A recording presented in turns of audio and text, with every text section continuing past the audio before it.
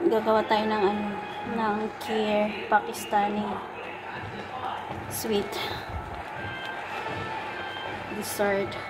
Ito ang gagawin natin, Kheer mix, rice pudding. Nilagay ko na, minix ko na siya. Isang litro na gatas. Saka isang pack ng Kheer mix. Hindi na ako naghalo ng rice. Ito nga. Gusto kumain ng anak ko.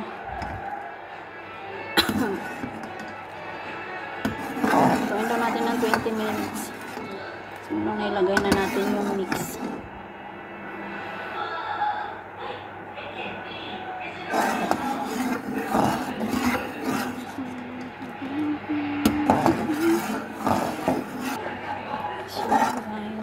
Lapot na natin ilipat sa gamit para patigasin. Rice pudding.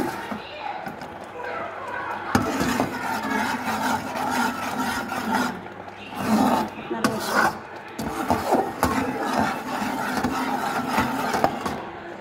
Ay, napaluto kasi yung hasan ko.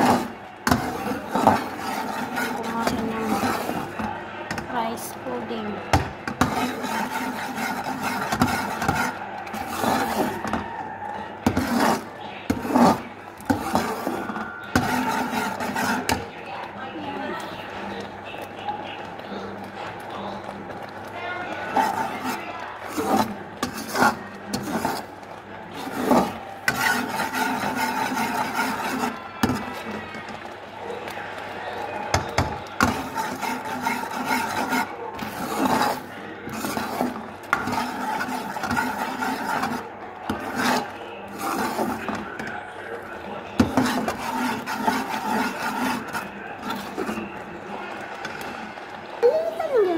Ito na siya, guys.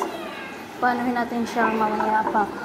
Patitigasin natin itong ano naman na siya.